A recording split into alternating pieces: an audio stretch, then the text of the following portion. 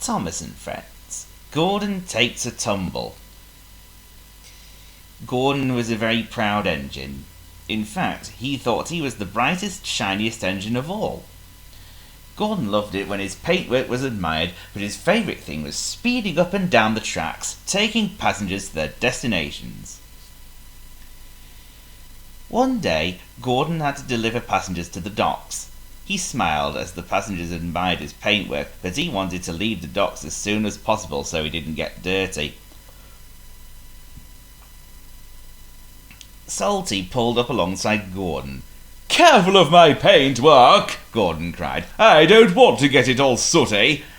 "What's wrong with being sooty, matey?" Salty said. "I've been pulling trucks all day, ha ha!" "I never get dirty," said Gordon. "I don't like pulling trucks. It's not dignified." That night, a large shipment arrived at the docks and was loaded into trucks. "Henry, Thomas, and Percy, you must go to the docks tonight," said the Fat Controller. "You will be coupled to the trucks, so you can move them in the morning. And Gordon, I want you to help too." "An important engine like me should not pull trucks," Gordon said, but he had no choice. At the docks, Gordon waited impatiently as the trucks were shunted into place. "Why are you in such a hurry?" asked Thomas. "We're not leaving until the morning." "I'm going to show Salty how a real engine pulls trucks," said Gordon. "Be careful, Gordon," called Salty. "Don't you know that pride comes before a fall?"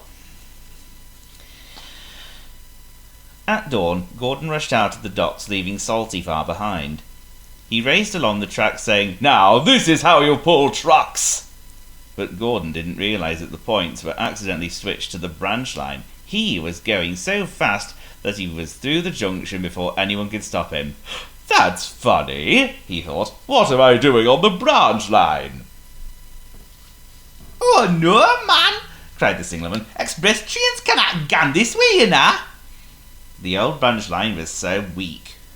There were signs all along it saying, "Go slow," but Gordon ignored them. "I'm an express engine. I never go slow," he said. So Gordon raced on even faster. The branch line began to buckle under Gordon's weight. Suddenly the bolts snapped and Gordon slid off the rails and fell down the hillside. "Whoa, help!" he cried as he rolled down the grassy hill. Gordon came to a stop in a ploughed field in front of a scarecrow. He felt very undignified. "What will the Fat Controller say?" he thought. He was soon to find out. "Well, Gordon," said the Fat Controller when he arrived, "I hear you wanted to show Salty a thing or two, and you've certainly done that. You've shown him how silly it is to ignore the go slow signs." "I'm very sorry, sir," said Gordon. Gordon had to stay in the field for a very long time. Finally, the breakdown train came out to rescue him. Heavy chains were tied around Gordon.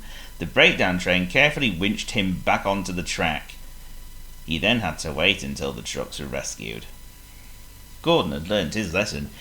He travelled slowly along the branch line until he reached the next junction box. Then he waited for the signalman to switch the signal so he can get back onto the main track where he belonged. Gordon was quickly repaired and he was soon back at the docks. He was very quiet though because he thought everyone would make fun of him for rolling down the hillside. "Don't worry, Gordon," said Thomas. "Everyone makes mistakes, even you." "Hey, it's all too alright though," said James. "Pride does come before a fall." "Yes," said Gordon. "It comes before a fall down a hillside." And everyone laughed, even Gordon.